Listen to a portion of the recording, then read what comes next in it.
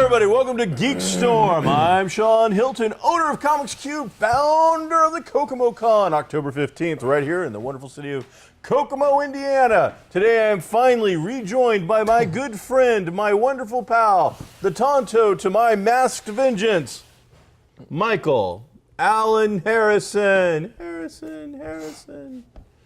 Today, we're filmed in the middle of Geek Street. Well, not really in the middle. We're on Geek Street. Sure. At the wonderful enterprise known as Kokomo Toys and collectibles. One of the crown jewels of Geek Street. Oh, easily. Joined by our friends, American Dream Hi-Fi and Goblin Games right next to us. Located in the heart of downtown Kokomo. Check them out. Monday through Saturday, except for me, because I don't open on Mondays, so the rest of them do. You haven't even mentioned your store yet. I'm lazy. I did. Comics Cubed. 121 East Sycamore. All right, so a lot of things going on. I want to take a quick second to thank Josh King for filling in last week. Great job, Josh. Did a wonderful job. Getting a lot of great response to. Actually, a little too job. You're never, a little too good. You're never coming back. He's like done. So I also want to take a second. You know what? Over the last couple of days, you've been thirsty for this fine beverage, Coca-Cola. All right. Which is bottled right here in the wonderful city of Kokomo. Did they? Kokomo Bottling, Coca-Cola. It's been here for many, many years. Okay. Would you say that because that was bottled a stone's throw from here? Stone's throw from here. Is that possibly the freshest Coke you could possibly have? It's pretty darn fresh. I mean, maybe if I was there as they finished making it. You could put your mouth on it. Exactly. Just guzzle it down. Sure. But right, go ahead with your story. When the horrible medical things happen, we just need to know that for me, it was this. Okay. This is what did it. Okay. So I got a lot of response, actually, not just last week's episode, but just in the last 2 or 3 weeks. We always make a joke that, there's at least 2 people that watches. Because I watch me twice. We have, and that makes 3 because my mom watches. I don't actually ever rewatch any of them, but I was here. I don't need to rewatch that stuff. But I've had a lot of response. I had a couple of people actually come in the store, say they're watching it, cool. Checking it out. So thanks, everybody, for actually checking out and listening to us blather for the last 5 minutes about nothing. So let's talk about some stuff now. Okay, cool. Mike? What? If this was a political season and people were about to be elected. It is, and they are. And there was going to be something running, this week it would be Stranger Things versus Pokemon Go. Wow. And I don't know who would win that election. But I'll tell you what, I would at least show up to vote. Good for you. But the real one, I'm not.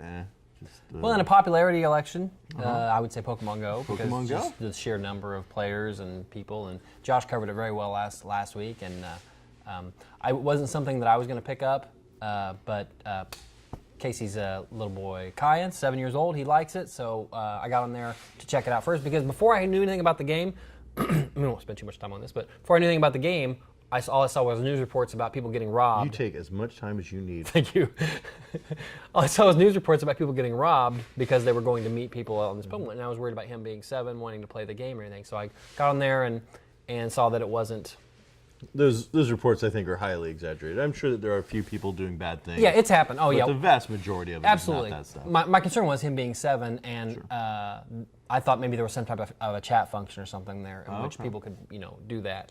And I guess people are using Facebook. And that's the thing. And Facebook will be used for good or bad, however you use it. But found out it was pretty innocent. Are you enjoying it? I like it. It's fun. Okay. And you have all your Pokestops routed out now? To and from work, I do. I can hit 15 Pokestops from my house to over at Station 4. I wish, honestly, right now, I was assigned to Station 1 because they have a Pokestop. like it's on the property. Really? I wouldn't even have to get up out of the chair. Did you guys see that? Wow. We got so many downtown that were spoiled. I honestly don't know. Because I've talked to other people who are like, oh, there's no Pokestops around. I'm like, what are you talking about? Yeah. There's I can walk 50 feet, and I've got 4. Well, I can be at my house, which is probably 10 or 15 blocks that way, and you can look on the map and see pretty far across the city, and you can see around the downtown area, there's 10 or 15 in this area right here, and a good 6 or 7 just in the circle, in the square rather. Some of them overlap even. So that's great. There's a place the go-kart track down on the south side of town. By the Heights. By the Heights, they've got a spot where 3 of them overlap. You can sit in one spot, and there's 3 towers there that overlap.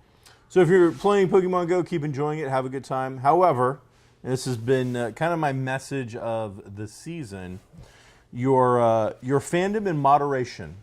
And when I say that, I mean enjoy it. Go out there, have fun with it, do whatever you want. The time where your fandom, though, comes to you being a jerk, it's time to knock it off. I have noticed, and I didn't believe it, because last night was Geek Night. Go out with a bunch of people every Wednesday night. We go to different places in Kokomo. We talk geek stuff. You never invite me. It's because nobody likes you, monkey boy. So they're talking about this group has been going out with their family, and now they've gotten to the point where people are yelling like stuff as they're driving by, seeing them. Right. Go this, do Right. that, and whatnot. And so, I mean, that's kind of fun and cool. Sure. Last night we're over at an ice cream place over by your three-part thing by Ritter's? Kokomo. Ritter's? No, Scoops, it's too, or Scoops whatever. now. Scoops, yeah. And some guy yells as he's going by us, "Go team something or other." So, you know what, as long as you're enjoying it, have fun. But I've also heard some derogatory comments being yelled. Yes. And, you know, that's kind of sad and pathetic. It is. So just enjoy your fandom. Don't impose your fandom on other people in a negative way. And be happy you have it. Because I'll tell you what, back in the Atari 2600 days, remember that, was it Gachimon?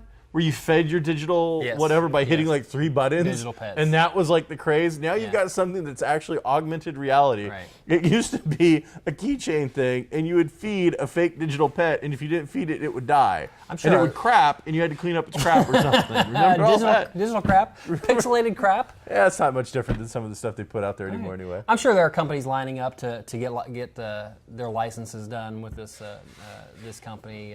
I mean, so Walking Dead seems like a natural. Some type of alien thing seems like maybe Star Wars seems like a natural fit for something like this. So I'm sure we'll see a lot more in the future. Don't let it interfere with your work. Don't let it interfere with your family life. Don't let it keep you from eating.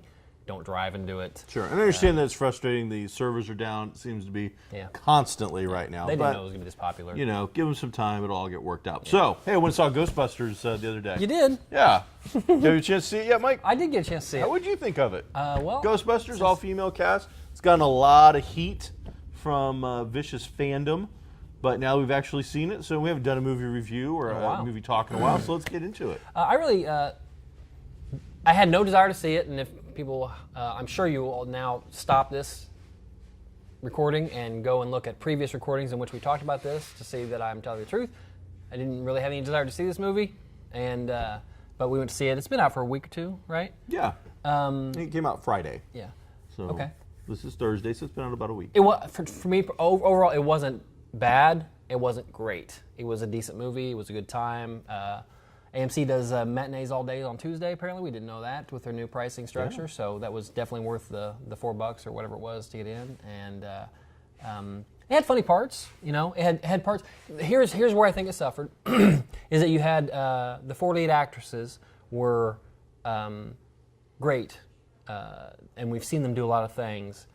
Unfortunately, let's say Melissa McCarthy. Mm-hmm. She's been in a lot of movies that I think she's been very funny in because she plays a particular type of character, you know, very boisterous and is allowed to kind of run with things. And she didn't play that character in this. She played whatever was on the script for that one, for her character's name. And same with Kristen Wiig. Kristen Wiig only had like one really kind of a comedy bit through the entire movie, and that was her, digging on Chris Hemsworth. So it's tough to see people that you know are funny doing their thing, and yet we've seen them do their thing 1,000 times already, okay? We've seen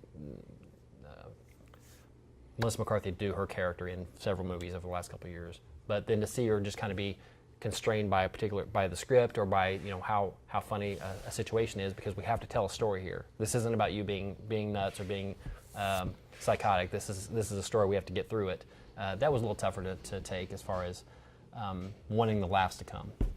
But that's just a criticism. It was fun. You? I enjoyed it quite a bit. Good. I thought it was a great summer movie. Mm-hmm. If I hadn't known anything about Ghostbusters before, I would have enjoyed this. I don't know that it would have become a iconic piece of people's childhoods, but I'm not a child, so you know it's not going to have that effect on me that the 10, 12-year-old version of me had when the original came out. Mm-hmm. I thought that Melissa McCarthy and Kristen Wiig were a little flat, and maybe it was because they were constrained by the characters that they were playing.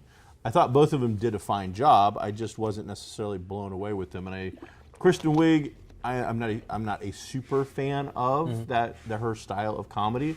Melissa McCarthy, I do enjoy quite a bit, but I enjoy her from the Gilmore Girls role, not necessarily the super spastic stuff we've seen. But for me, and I think if we do the whole back thing, I kind of call it. I thought that and I hate to say it, I just don't know their names that well. But anybody that's like freaking out about, he doesn't remember the women's names, I don't remember the men's names either, so it doesn't really matter. Yeah, you just called her Melissa McCarthy, so it's pretty established. You don't know what you're talking I about. got no idea. So you called her Melissa McCarthy. McCarthy. You said Carthy. Mike. All right. Thank you. Whatever. So the blonde actress, she was the only one, in my opinion, that captured that kind of quirkiness of the original. She was a character that I think you could have taken one of them out of the original movie. You could have placed that character into the original movie, and she would have worked very, very well. I found her comedy, the irreverent humor and sarcastic wit and nature of that character is something that I enjoyed. Her physical comedy was the best of all four of them. Yes. And I wanted to keep seeing that character on screen. She stole all the scenes she was in. The other character I really enjoyed is it Leslie Jones? Leslie Jones. She's been getting a lot of heat or not a lot of heat.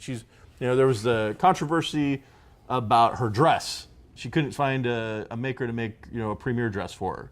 I think it's because she's a fairly heavy set. She's a big girl. Woman.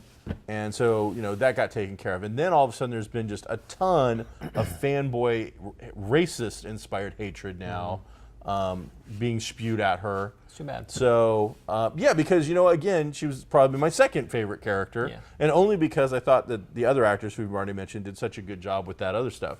She was another great addition to that franchise. Her character made sense that she wasn't a scientist.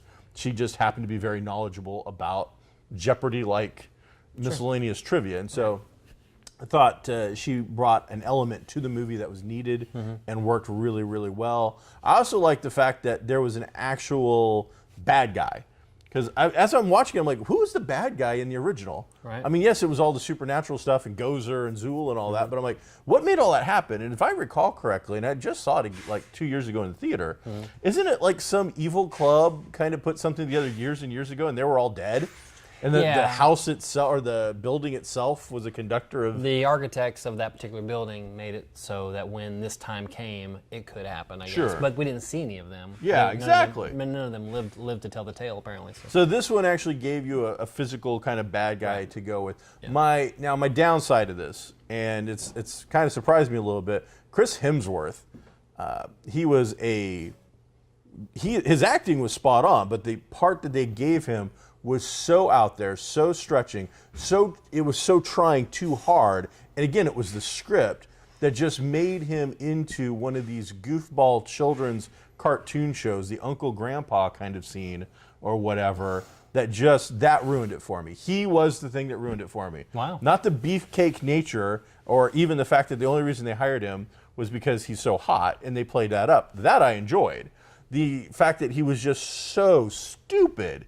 And that led to, at one point there's a loud noise and he covers his eyes. I know. And they kept doing just stupid things like that. That I guess that is a new side of comedy that I have to get used to, but I'm not going to.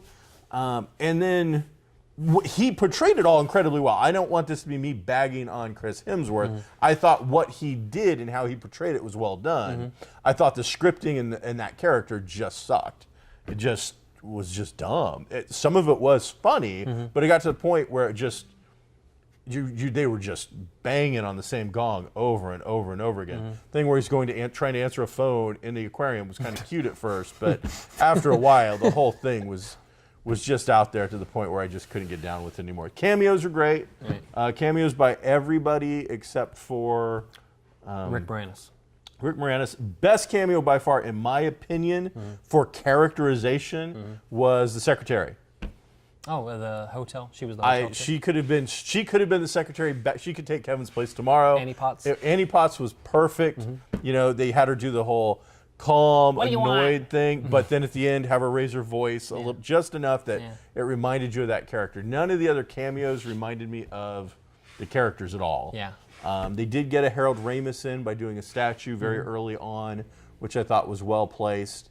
and the Bill Murray has by far the longest, most complicated of the cameos. Right. And then Dan Aykroyd's is probably one of the best. And then Ernie Hudson's was probably the funniest and most well handled. Yeah, because his was almost like you forgot about him almost, and it happened at the very end, and so. As it was going on, I was like, "This is where it's going to happen. This has to be it. This makes sense." So that worked. You got to stay to the very, very, very end. There is a call out. There is a scene after credit scene, and there is a good Chris Hemsworth dancing, looking sexy credit thing where that was kind of funny. Makes you think maybe it was cut because he has all those guys posing in a scene ready to dance, and then they do it all during the credit scene, so that was a little odd. Maybe. So that was Ghostbusters. I think it's worth checking out. There's a couple of elements that annoyed and grated on me, but there were several elements that I really enjoyed. I think that the haters, you really missed the boat. I don't think that you have anything to hate on. I don't think in any way that this destroyed anybody's childhood. It's easily the second best Ghostbusters movie. There you go. And it was a reboot. That was the other thing. Is there was no previous incarnation in this movie. This is it. Yeah. The callback to Zool and the which I just ruined. Sorry. And the Stay Puft. Those are really the only two things that really. Well, Slimer too, though. That was a direct thing. So there's some elements, and they do hit a lot of the stuff for the fans and everything. So there are a lot of eggs, Easter egg type of things. But they don't say anybody is somebody's daughter or that type of thing. Nothing like that. All right, so next hottest thing out there in the world is Stranger Things on Netflix, an 8-part episodic television show, mini-series kind of a feel, but done in the Netflix, one and done binge worthy style. And everybody I've talked to so far, except for Derek Irick, has really loved it. He's got real problems, let's be honest. He just hates everything. He is that guy anymore that just, you could show him a picture of cute puppies and he'd point out that they got rabies or something, or worms. It's highly diagnostic to be able to tell that through a picture. Let's be honest. It's got some kind of weird power or something. It's a little peculiar. Stranger Things wasn't even on my radar, to be honest. I think I get emails from Netflix or whatever saying, hey, this is upcoming, or this just came onto your channel, all that stuff, all that kind of thing. I'm not a fan of Winona Ryder at all, other than Heathers. I don't think I've ever enjoyed her in much of anything. Edward Scissorhands? No, I don't like Burton. Okay. Alien 4? No. Go ahead. Anything else? No. Okay. So, but I think I remember reading the premise, but didn't really. I thought, okay, that'll be something I'll catch whenever I catch it, and that's what I thought I was doing. I thought by the time I watched it, I thought it had been out for quite a while, but I guess it was maybe that week. It just came out last Friday or something like that. So I was sitting around looking for something to watch, and me and another guy watched it, and the other guy wasn't a guy like us, that's into all. Wasn't a nerd, geek. No, he's a normal, and a muggle. He enjoyed it too, and it was the first episode. Had us both kind of hooked, and we watched the whole thing, and there wasn't a lot of downtime. I'm glad it was only 8 episodes. I'm glad that we're seeing a little bit more and more of this thing where we break away from something that has to be 10 or 12 episodes, because not everything has to be 10 or 12 episodes. Stranger Things is an 8-part TV series on Netflix that was done in an almost 80s style, featuring an entire 80s feel to it. The thing takes place in 1983. Not like it, in 1983. Is it 1983? Yeah. In a small town in Indiana. Doesn't exist. Did you look it up? Yeah. Okay. It follows a couple of different groups of people, but initially a group of children, very Goonies, E.T. kind of a throwback. The other things I've heard people talking about it is this was the unwritten Stephen King book, directed by John Carpenter, produced by Steven Spielberg, with a John Carpenter soundtrack. Okay, the soundtrack was very John Carpenter. There's no doubt about that. It did throw me for a loop a couple times when they used not just not just score, which sounded a lot like Carpenter. There was synth. Yeah, there's a lot of that. But when they did actual songs, radio songs, they hit some that were 70s, or they hit at least one that was kind of 70s, and then they hit one that was modern, but done by Peter Gabriel. It was so that kind of has an 80s feel to it. But it's that Wallflower song, "We Can Be Heroes," maybe. For just one day. Yeah, by Gabriel though, and that didn't come out for probably in the 2000s. So, but I really enjoyed it too, and it was. Something that, kind of maybe especially for our generation, it was like, I remember that, we did that, and we still do some of that, and it was fun. I enjoyed it. It's a wonderful piece of 80s nostalgia. I think that the fans who enjoyed I think is it Peter Klein, the book Ready Player One.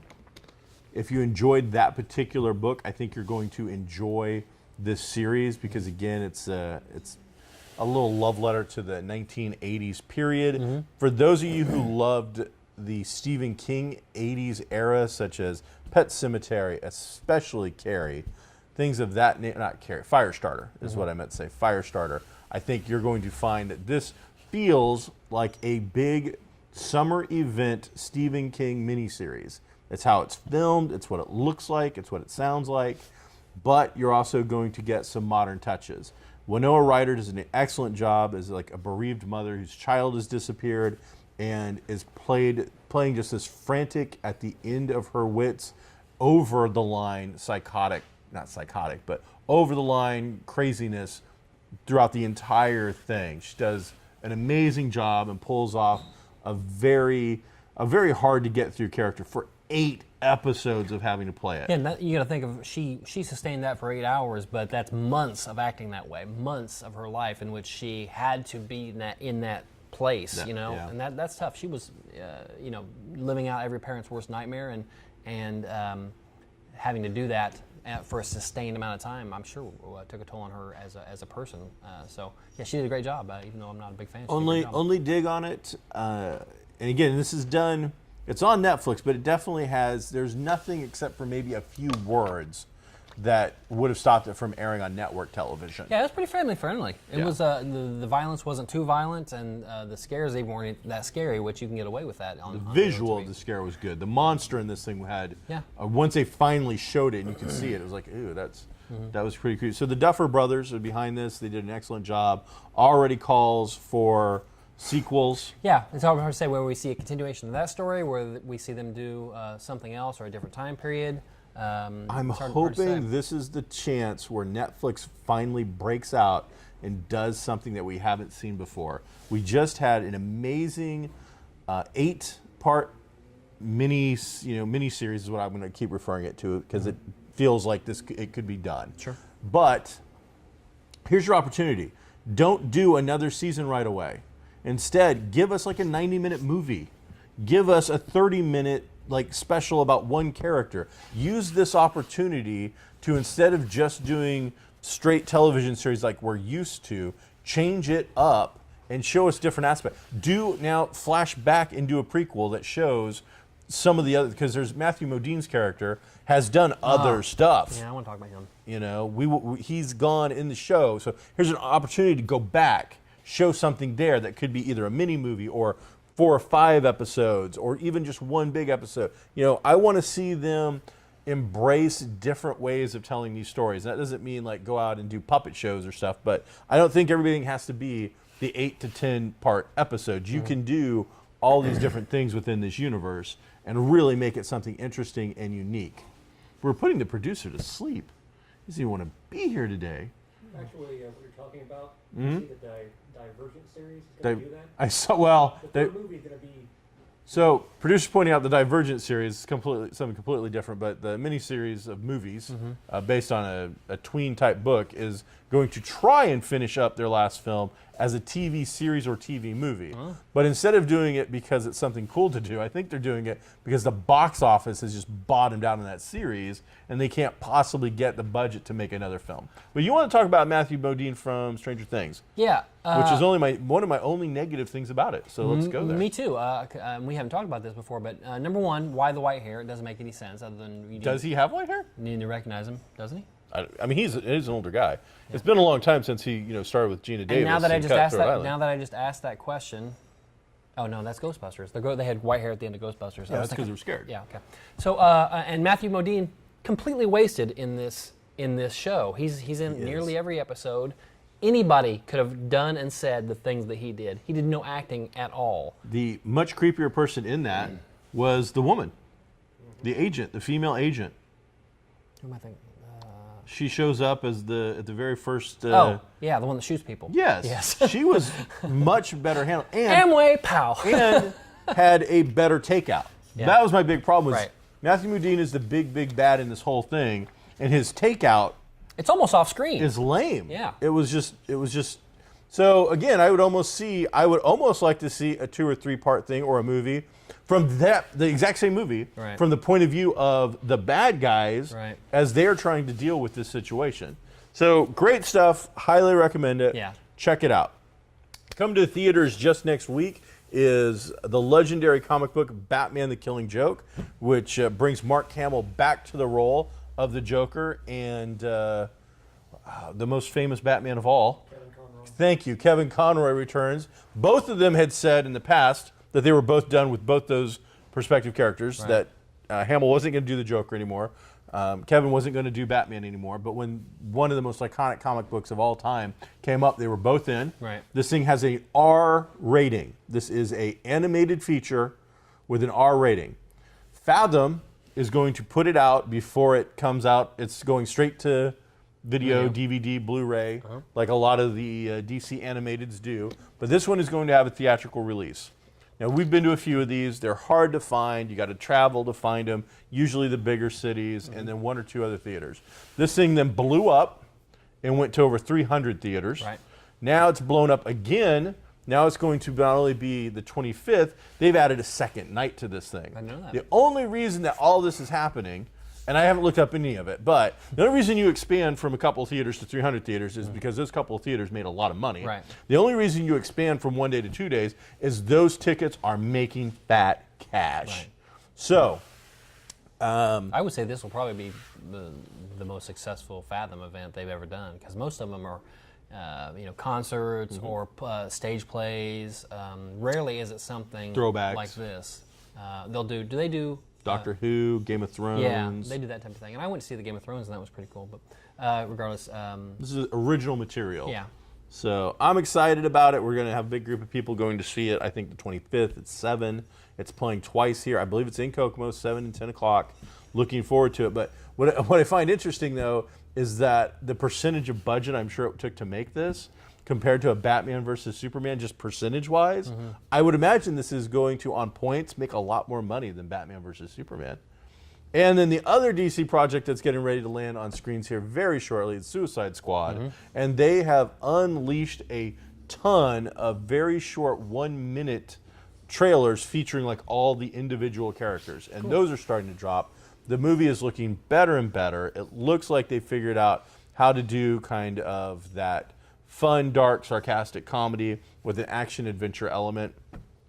My throw out there right now is that I believe Captain Boomerang is going to steal the movie. He's going to be the character that people are going to walk out of, that they didn't think anything about going into, and are going to be blown away. I think that Will Smith's Deadshot is going to be the bummer of the thing. I don't think he's going to play as well, and these are all my predictions. Wow. So, and Slipknot will be the first guy to die. Because he's Slipknot? I think it's Slipknot is what his name is, something like that. There's I don't know. I almost say he's an American native-looking kind of character, but hard to say for sure. But there's in all the previews, there's like the cast of characters, and there's one really big dude who's very, very rarely in anything. So I think he's going to get whacked. There's the dude with the tattoos. The dude. Quickly. The That's fire, Diablo. There's the fire-breathing guy. Is that That's Diablo also? yeah. There's Croc. Right. There's Flag, who we haven't seen a lot of. Yeah, he's Margot Robbie is Harley Quinn. Boomerang, Deadshot. But there's another guy on the throwaway team. guy. And so I'm like, yeah, you're Okay. doomed, dude. Cool. Sorry to be you. Hey, tell us about these wonderful toys that you've got over here. Well, Mike. here at Kokomo Toys, they sell toys? They got a lot of things. We talked earlier, I think at one point, about the Five Nights at Freddy's and how they had the Build-A-Figure and everything. And this latest thing, and they're telling me in the back that these are super low print, low distribution.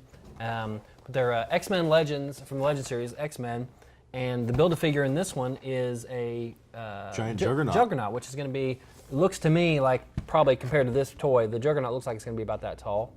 Yeah, it looks big. Yeah, exactly.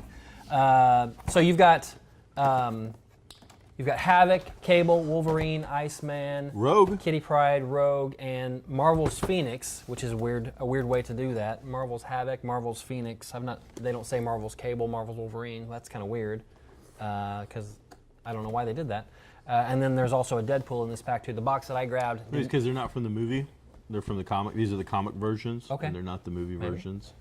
The box that I grabbed didn't have the Deadpool in it. There's also an 8th figure that's a Deadpool. These go for $25. Normally they're 20, but this is such a low run thing. Looks to be about an 8-inch action figure. Yeah. Would be my guess. Highly articulated, great sculpt, really good looking, high quality figure. Great window packaging. Yeah. So, and I believe that these have the ability with a slit of a knife, you can take them out and save the packaging and are able to put them back in. And I believe you can quite play easily. with these. I believe you can do things with these. I mean, once they're out of the package, and they're not gonna fall apart. Not that one. So I'm gonna have to call my buddy Ed and see what if he wants these or not. He probably does. But 25, he's gonna have to put them on layaway or something. I don't know if they're out. Mike, you know what? Do you know something about the Juggernaut? You can't stop it. Do you know who stops the Juggernaut? Spider-Man did. Nobody stops No, it. Spider-Man did it. I saw it. But All he right. did. He did. Hey, that's this week's show. What would you like to? Oh. Is there anything you want to finish up with? Nah, we didn't. Is there something? There's yellow. Chris Hemsworth's going to be in the new Star Trek. In the next Star Trek, they're not going to. J.J. Abrams said he's not going to recast the Chekhov part ever since that actor passed away. I'm going tonight to see, and you're absolutely invited to see the new Star Trek down at the True IMAX down at the Indiana State Museum. Way down there. I mean, I'm cool with that. I'm just curious. That seems like for you, that's a bit of a trek. When is it going to be playing here in town? Somebody asked me. When people ask me to do things, I try to do it. That's odd. And the True IMAX, again, you can't beat it. I saw it at Star Wars there. You can't beat it. It's 7 stories high like Godzilla. Hey everybody, this is GeekStorm. I'm Sean Hilton. I am also Not Sean Mike Hilton. Carlson. Thank you all for watching GeekStorm. We'll catch you next week. A couple episodes from now, we'll have somebody filling in because Gen Con's coming up. I think Mike is going to skip Gen Con this year. I probably won't go to Gen Con. Sad, but maybe Josh and Mike can have a moment together. Aw. That'll be nice. Sure. Be groovy. It's because I invented a spell in a campaign of ours called the Sonic Clap. It wasn't even called that. What was it called? It was called the Geiger Sonic Clap. It might have been Geiger's Sonic Clap. I can see me being that egotistical that You I wanted the spell named after my character. You absolutely did. Geiger's Sonic Clap.